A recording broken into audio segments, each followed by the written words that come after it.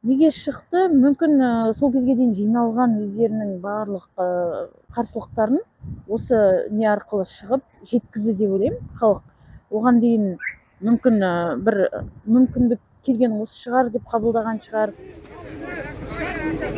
Орал қаласы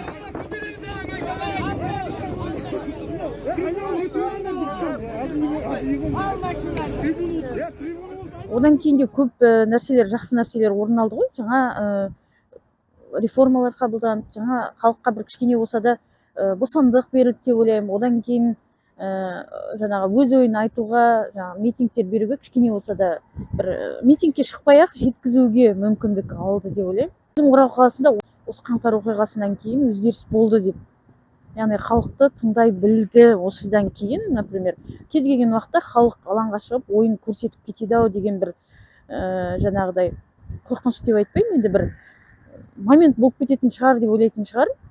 Орал қаласының халқы да бір мәдениетті түрде сол митингіні өтіп шықты деп ойлаймын.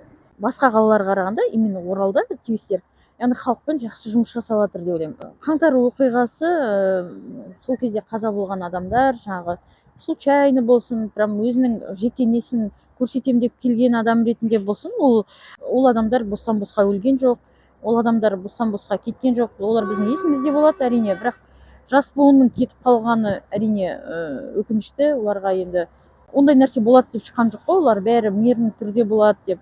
Бірақ солардың жаңағы алаңға шығуының, жаңа өздерінің ойларын тікелей жеткізуінің арқасында біздер көп нәрсені кішкене болса да үкіметке бір ой салдық деп ойлаймын.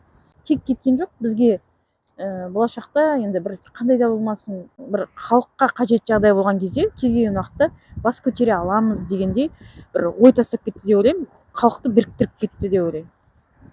Яғни алдағы уақытта тағы да осындай қаңтардың несі болып кетуі мүмкін. Себебі халық арасында қазір негатив көп. Кешегі АИС-қа да, например, халықтың жоқ дегенде 70% қарсы болды негізі. Одан басқа қазір жасөспірімдердің аяқ астынан өлтірілу, ер адамдар емес, аналар да бас көтеріп кетуі мүмкін. Тағы да митинг, яғни бас көтеріп халық тағы да бір қаңтар оқиғасын жасауы мүмкін деп ойлаймын.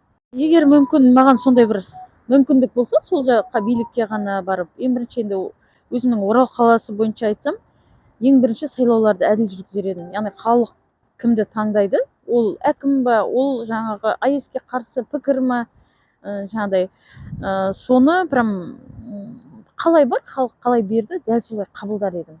Ең бірінші барсам, сол кез келген нәрсенің дұрысы мен бұрысын қатар көрсетер едім. Яғни мына жерде осылай жүргізсек осылай болады, бірақ мынаның да мынадай зардабы бар. Таңдап алу керек халық өзі. Себебі ары қарай бұл мемлекетте тек қана сол билік басында отырған адамдар ғана өмір сүрмейді ғой. Олар бір халықтың 10% болса, 90% ол жай ғана халық. Сондықтан сол екі жақты бірге алып жүрер едім. Яғни жақсы жағында, жаман жағында. Әрине балаларымыз үшін болашақ әдемі жақсы өмір сүргендерін қалаймыз ғой. Егер біздің билікте жақсы реформа болып, жақсы басшы, яғни халықтың өмір сүруін жақсартатын адам келсе, Қазақстанның болашағы әлі де гүлдейді деп ойлаймын.